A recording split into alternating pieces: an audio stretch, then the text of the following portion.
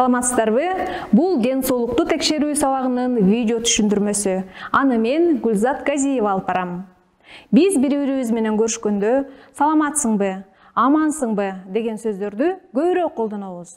Ага жооп кылып, Кудайга шүгүр, жакшы, дурус деп коюу адатка айланган. Сыпайы гана айтылган бул сөздөр аркылуу жан дүйнөбүздөгү абалыбыз толук берилбей калат. Бүгүнкү ден соолукту текшерүү сабагы аркылуу башкалардын маанайын, ички абалын тереңирээк түшүнүүгө болот. Анда эмесе сабактын аткарылышына көңүл бургула. Бул жерде 6 отургучтун жөлөнгүчүндө силер ден соолуктун түрлөрүн көрүп турасыңар. Мисалы, эмоционалдык ден соолук. Эгерде силер хоббиге, маанайга, юморго, жеке убакытка болгон эмоционалдык абалыңар тууралуу бөлүшкүңөр келсе, бул отургучка келип айтып бересиңер. Эгерде силерди жашоонун мааниси тууралуу ойлор курчап турса, ушул отургучка отуруп, руханий жан дүйнөңөр тууралуу айтып бересиңер. Эгерде силерде үй бүлөгө, ата-энеге, досторго болгон сезимиңер басымдуулук кылып жатса, анда социалдык деген отургучка отуруп, өзүңөрдүн абалыңар жөнүндө бөлүшөсүңөр. Ал эми келечегиңердеги кесибиңер жөнүндө ойлонуп жатсаңар, бул жерге отуруп, сүйлөп бересиңер.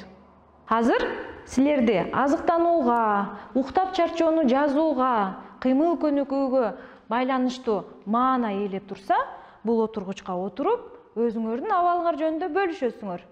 Эгерде мээңер эжа бербей интеллектуалдык абалыңарды козгоп турса, анда бул отургучка отуруп, абалыңарды бөлүшөсүңөр.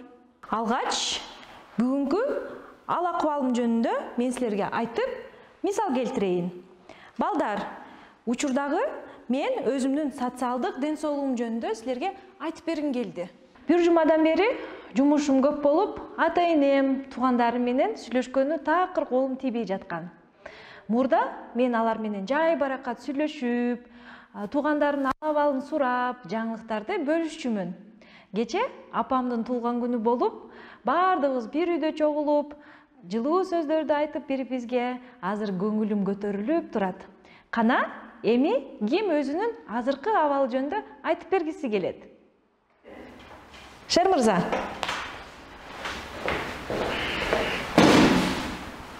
Мен өзүмдүн физикалык ден соолугум жөнүндө силерге айтып бергим келди. Бүгүн эртең менен туруп, көнүгүүлөрдү жасап эшикке чуркап келдим. Жана ден соолугума кам көрдүм. Эртең менен дайыма тамак иччү эмесмин. Көнүгүү жасап баштагандан бери тамак ичип, өзүмү жеңил жана күч кубаттуу сезип баштадым. Рахмат. Кийинки окуучу?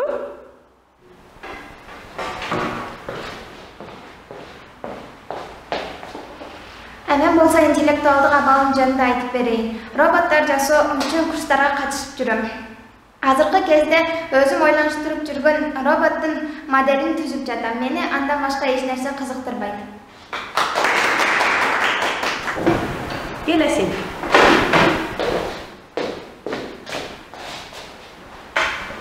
Мен болсо бүгүн өзүмдүн эмоционалдык абалым тууралуу айтып берем. Таң эрте туруп, радио окуганды аябай жакшы көрөм. Ошол себептен бүгүн да аны койсом, ал жактан болсо алып баруучу тамашалуу анекдотторду айтып берип жаткан экен.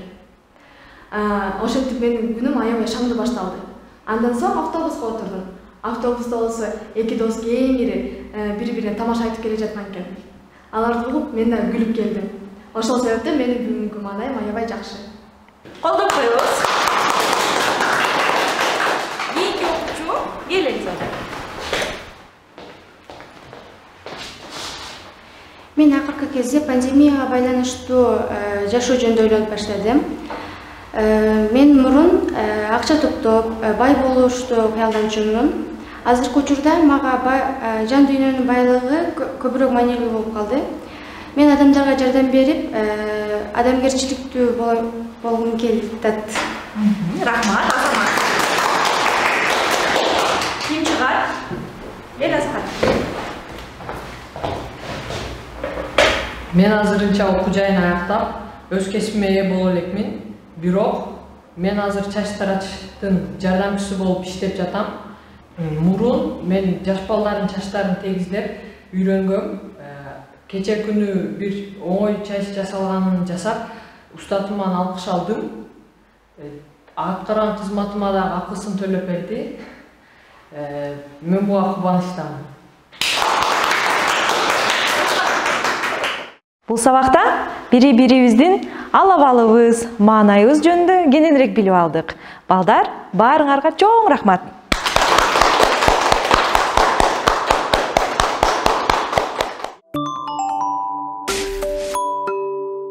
Ден соолукту текшерүү сабагы окуучулардын бири-бирине ишенимин арттырып, бири-бирин тереңирээк түшүнүүгө жардам берет. Кийинки видео сабактан көрүшкөнчө.